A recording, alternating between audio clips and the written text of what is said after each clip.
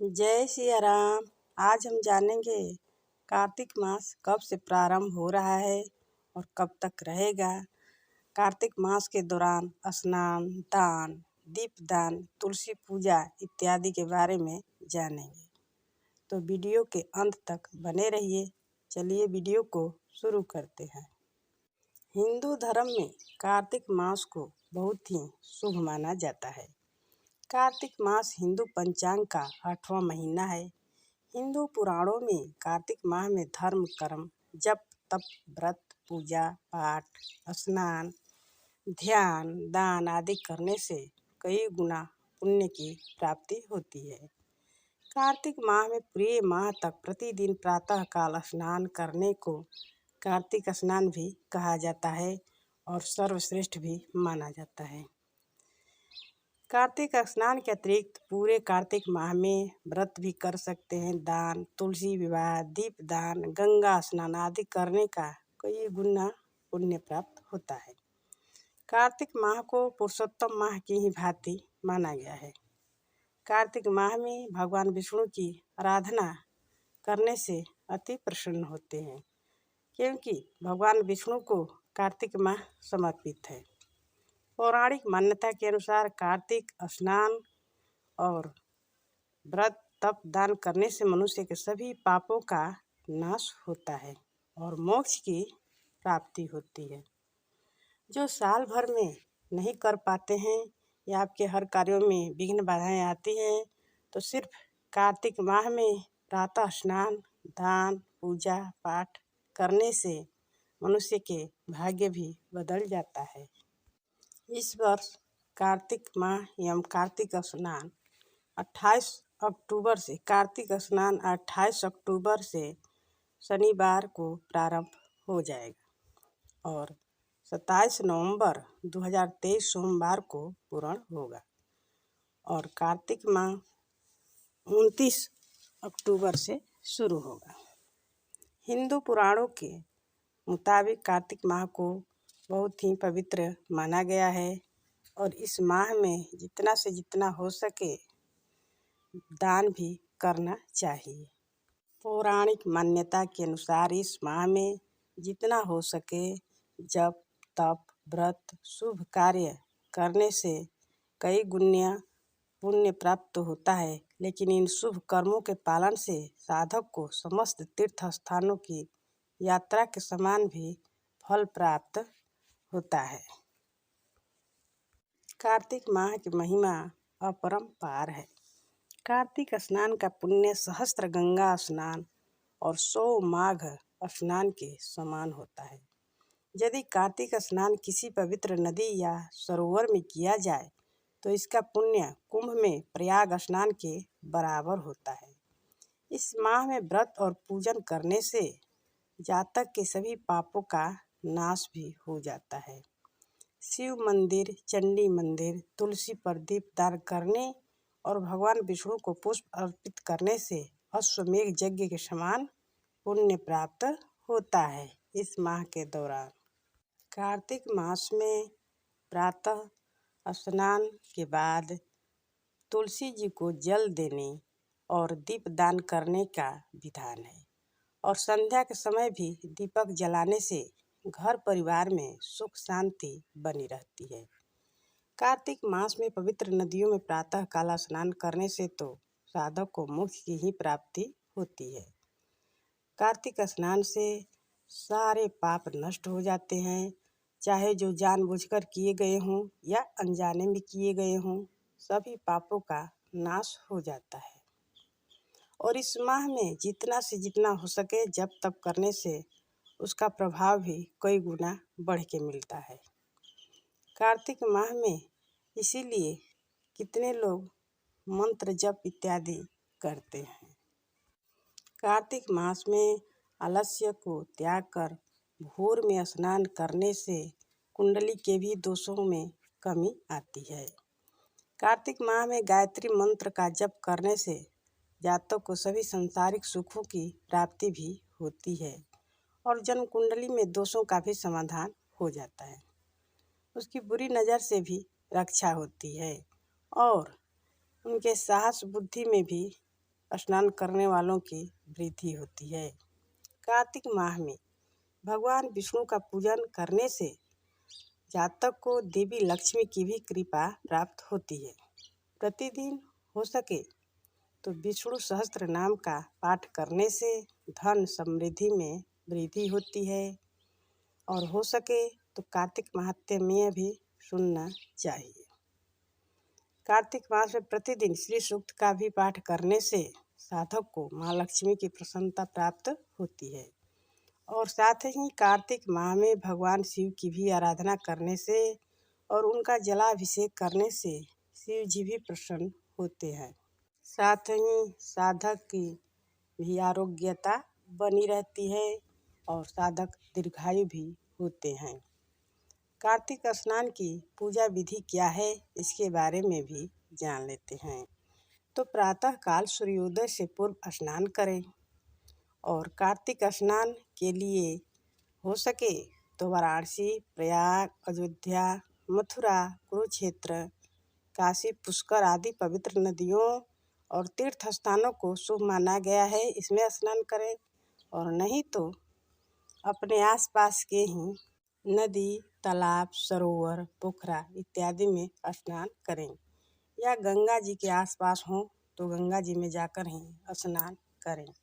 अगर कुछ भी नहीं हो पाता है तो घर ही में जल में गंगा जल डालकर भी स्नान कर सकते हैं, लेकिन हो सके तो खुला में ही स्नान करना चाहिए, बाउंड्री में नहीं करना चाहिए।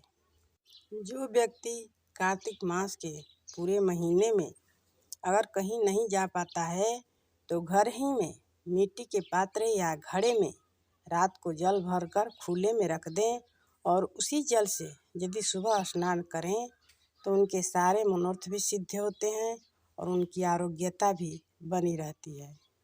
स्नान करते समय या गंगा जी के मंत्रों का जप करें या विष्णु भगवान के या शिव जी के मंत्रों का जप करते हुए ही स्नान करें।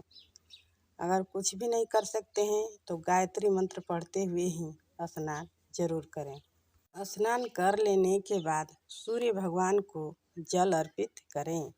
इसके बाद मंदिर में जाकर श्री राधा गोविंद जी के दर्शन व पूजन करें या घर ही में राधा गोविंद जी के दर्शन व पूजन जरूर करें। इसके बाद तुलसी जी को भी जल चढ़ाएं और उनका पूजन करें। फिर पीपल पर जल चढ़ाएं और उनकी भी पूजन करके परिक्रमा करें।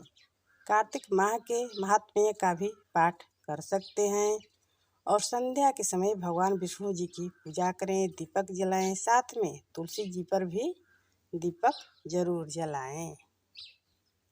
कार्तिक मास में जो व्रत करने वाले हैं वो दिन भर निराहार रहकर शाम को समय जब हो संध्या का तारे निकलने लगे तो उसके बाद अर्घ देने के बाद ही भोजन करना चाहिए और ब्राह्मणों को भी भोजन कराएं, उन्हें यथाशक्ति अनुसार दक्षिणा से संतुष्ट करें। कार्तिक मास में दान करने से उनका कई गुना पुण्य फल प्राप्त होता है, सहस्त्रों गुणों से भी अधिक हो जाता है। इस माह के दौरान किए गए पूजा पाठ, जप, तप, दान सभी कई गुना बढ़ के मिलते हैं। पूरे कार्तिक माह के जो व्रत करने वाले हैं उन्हें कार्तिक मास के मास के समाप्ति पर उद्यापन भी जरूर करना चाहिए। उद्यापन में किसी योग्य ब्राह्मण को 5 सीधे 5 सुराही का दान करें और अपनी सास माँ को साड़ी, ब्लाउज यथाशक्ति अनुसार उन्हें भी वस्त्र दें, उनका पैर छुएं और उनका आशीर्वाद भी लें। कार्तिक मास के व्रत के नियम में पूरे कार्तिक माह का व्रत करने वाले साधक को किसी भी दूसरे के घर या किसी दूसरे का दिया हुआ भोजन भी नहीं करना चाहिए, न जाना चाहिए। दिन भर ही निराहार ही रहकर हो सके तो व्रत करें, नहीं तो फलाहार भी कर सकते हैं। इस दौरान ब्रह्मचर्य का पालन करें। इस समय मन, कर्म और वचन से शुद्ध आचरण करें। किसी पर क्रोध ना करें, आलस्य ना करें, ईर्ष्या ना करें, जलन कुछ भी ऐसा ना करें। सात्विक जीवन जिए कार्तिक माह के दौरान और रात्रि को भूमि पर ही निद्रा लें। तला मसालेदार मांसाहारी प्याज, लहसुन, लौकी, गाजर, नाशपाती, उड़द दाल, मूंग दाल, चना दाल, मटर का सेवन ना करें। मदिरा पान भी ना करें। पर निंदा, चोरी, असत्य, क्रोध आदि से भी बचें। भोजन में गेहूं, जौ, मूंग, दूध, दही और घी का सेवन करें। ऐसा करने से जातक के सभी पापों का नाश हो जाता है। पूरे कार्तिक के व्रत करने वाले व्रती को आश्विन मास के एकादशी तिथि पर ही भगवान विष्णु से कार्तिक माह के व्रत करने की आज्ञा ले लेनी चाहिए।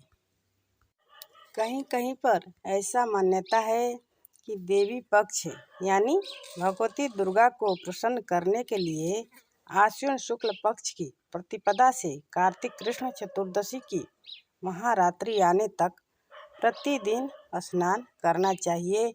इससे माता दुर्गा भी प्रसन्न होती हैं।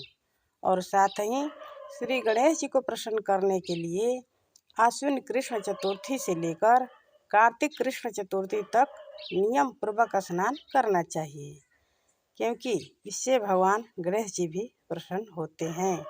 और भगवान जनार्दन को भी प्रसन्न करने के लिए आश्विन शुक्ल पक्ष की एकादशी से लेकर कार्तिक शुक्ल पक्ष की एकादशी तक प्रतिदिन स्नान करना चाहिए। इससे भगवान विष्णु जी प्रसन्न होते हैं। साथ ही कार्तिक मास में महिमा बताया गया है कि जो मनुष्य जाने अनजाने कोई भी नियम विधि न जानता हो तो भी और जानता हो तो भी यदि स्नान करता है उसे यम कभी सताते नहीं हैं। यम की यातना नहीं सहना पड़ता है। और कार्तिक मास में तुलसी जी के नीचे राधा कृष्ण की मूर्ति रखकर पूरे भाव के साथ पूजा करने से भी यम अपनी यातना नहीं देंगे, पीड़ा नहीं पहुंचाएंगे। और आंवले का भी पेड़ की इस समय पूजा की जाती है। चाहे तो आंवले के पेड़ के भी नीचे राधा कृष्ण जी की मूर्ति को रखकर पूरी श्रद्धा भाव से पूजन कर सकते हैं। अगर आंवला उपलब्ध नहीं हो पाता है तो तुलसी जी के भी नीचे रख के पूजा किया जा सकता है। पौराणिक कथा के अनुसार जब 2 घड़ी रात शेष बच जाए तब ही तुलसी जी की मिट्टी लेकर स्नान के लिए चले जाना चाहिए। अगर बाहर स्नान करने जा रहे हैं किसी जलाशय में तो उस जलाशय में नाभि तक नीचे जाकर स्नान करना चाहिए। और स्नान करते समय तमाम तीर्थों और भगवान विष्णु, शिव आदि देवताओं का भी ध्यान जरूर करना चाहिए। जो मंत्र आए वो भी पढ़ सकते हैं, नहीं तो ध्यान करके भी स्नान किया जा सकता है। जब भगवान विष्णु को अर्घ्य अर्पित करें तो मन में ऐसा भाव करें कि हे भगवान, आप मेरे द्वारा दिए गए इस अर्घ्य को श्री राधा जी सहित स्वीकार करें। हे हरे, आप कमल नाभ को नमस्कार है। जल में शयन करने वाले आप नारायण को नमस्कार है। इस अर्घ्य को स्वीकार कीजिए। आपको बारंबार प्रणाम है, बारंबार नमस्कार है। जब गंगा जी में स्नान करें तो सबसे पहले गंगा जी का ध्यान करते हुए उनकी मिट्टी आदि से स्नान कर ऋचाओं द्वारा अपने मस्तक पर अभिषेक करें। फिर अर्घ्य समर्पण और स्नान तर्पण करें तथा पुरुष सूक्त द्वारा अपने सिर पर जल छिड़कें, अगर मंत्र आता हो तब। नहीं तो इसी तरह से भगवान विष्णु का ध्यान करके जल छिड़क सकते हैं। ऐसा जरूर करना चाहिए। अगर 3 से 4 के बीच में स्नान करते हैं तो इस स्नान को उत्तम स्नान बतलाया गया है। और सूर्योदय काल में किया गया स्नान को मध्यम स्नान कहते हैं। यदि बहुत देर से स्नान किया जाए तो उसको कार्तिक स्नान नहीं माना जाएगा। मनुष्यों द्वारा 4 प्रकार के स्नान बताए गए हैं: वायव्य स्नान, वारुण स्नान, ब्रह्म स्नान तथा दिव्य स्नान। वायव्य स्नान जिस स्नान को गोधूली द्वारा किया जाए वह वायव्य स्नान कहलाता है, और वारुण स्नान जो स्नान समुद्र आदि के जल से किया जाए वह वारुण स्नान कहलाता है, और ब्रह्म स्नान वेद मंत्रों के उच्चारण करते हुए जो स्नान किया जाए उसे ब्रह्म स्नान कहते हैं, और दिव्य स्नान मेघों तथा सूर्य की किरणों द्वारा जो जल शरीर पर गिरता है उसे दिव्य स्नान कहा जाता है। ब्राह्मण, क्षत्रिय और वैश्य को मंत्रोच्चारण करते हुए स्नान करने का विधान है। स्त्री तथा शूद्र को बिना मंत्रोच्चारण के भी स्नान करना चाहिए। प्राचीन काल में कार्तिक मास में पुष्कर का स्पर्श पाकर नंदा परम धाम की प्राप्ति हुई थी। राजा प्रभंजन भी कार्तिक मास में पुष्कर में स्नान करने से व्याघ्र योनि से मुक्त हुए थे। कार्तिक मास में जो मनुष्य प्रातः काल उठकर तीर्थ में स्नान करता है वह सभी पापों से मुक्त होकर पर ब्रह्म को प्राप्त होता है। कहते हैं न, कार्तिक मास के समान दूसरा कोई मास नहीं है, और सतयुग के समान दूसरा कोई युग नहीं है। वेद के समान कोई शास्त्र नहीं है, और गंगा जी के समान कोई तीर्थ नहीं है। इसीलिए कार्तिक माह की महिमा अपरंपार है। कुंभ में भी प्रयाग में कुंभा स्नान करने का जो फल मिलता है वही फल कार्तिक माह में भी मिल जाता है, थोड़े ही परिश्रम करने से। इसीलिए इसे व्यर्थ न गंवाना चाहिए। कार्तिक मास में कार्तिक स्नान व्रती का भी सेवा करें, भगवान श्री कृष्ण की भी पूजा अर्चन करें, श्री राम जी के भी मंदिर में साफ सफाई करके उनका भी भजन कीर्तन कर सकते हैं, और मंदिर में फूल पौधे भी लगा सकते हैं। इससे भी नारायण जी प्रसन्न होंगे। इस समय हो सके तो बुजुर्गों को कार्तिक महात्म्य भी जरूर सुनाएं। अगर कार्तिक मास में भगवान विष्णु को फूलों से हार बनाकर श्रृंगार करें तो भी अश्वमेघ यज्ञ का फल प्राप्त होता है। इस श्रेष्ठमयी कार्तिक पूर्णिमा को तो त्रिदेवों ने महापुनीत पर्व कहा है। इसे त्रिपुरी पूर्णिमा भी कहा जाता है। कार्तिक माह की पूर्णिमा को बिना स्नान किए अन्न तक भी ग्रहण नहीं करना चाहिए। कार्तिक मास में प्रधान कार्य यह है कि दीपदान जरूर करें। इस माह में नदी, पोखर, तालाब आदि में दीपदान किया जाता है। इससे अतुल्य पुण्य की प्राप्ति होती है। इसके बाद तुलसी पूजन किया जाता है। जहाँ शुभ कर्म होते हैं वहाँ पर तुलसी जी हरी भरी होती हैं, और जहाँ पर अशुभ कर्म होते हैं वहाँ पर तुलसी जी सूख जाती है। इसीलिए तुलसी जी पर भी दीपदान करना चाहिए, उनकी आराधना करनी चाहिए। इसके बाद भूमि शयन और ब्रह्मचर्य को महत्वपूर्ण माना गया है। इस माह के दौरान मूली, राई भी नहीं खाना चाहिए। ज़्यादा फल भी खट्टे हों तो उसे भी नहीं खाना चाहिए। बैगन, बासी भोजन, दूषित अन्न भी इस दौरान नहीं खाना चाहिए। सिर्फ अपने घर का ही अन्न को ग्रहण करें, और भोजन ग्रहण करने से पहले भगवान को अर्पित करें। गौ माता के लिए भी ग्रास जरूर निकालें। इस समय व्रती को चौथे पहर में पत्तल में भोजन करना चाहिए, सिर्फ एक समय। और पूरे माह में शरीर पर तेल भी नहीं लगाना चाहिए, सिर्फ कार्तिक कृष्ण चतुर्दशी को ही तेल लगाना चाहिए। स्वयं भी बरतना चाहिए। इस समय कम बोलना चाहिए। निरर्थक बात तो बोलना ही नहीं चाहिए। किसी से बहस भी ना करें। इस समय व्रती पुरुष हो या स्त्री किसी रजस्वला स्त्री का स्पर्श भी न करें। रजस्वला स्त्री का छुआ हुआ भोजन भी ना करें। कौओं का जूठा हुआ भोजन भी ना करें, और दूषित लोगों के घर का भी भोजन ना करें, जहाँ सूतक पातक हो वहाँ का भी भोजन ना करें।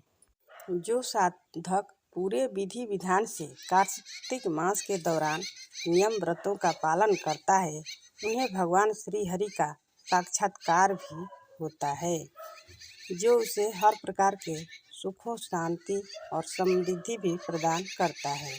आज के लिए बस इतना ही। अगले वीडियो में और कोई नई जानकारी के साथ उपस्थित होंगे। तब तक के लिए जय सिया राम, धन्यवाद। प्लीज़ लाइक, शेयर, सब्सक्राइब जरूर करें।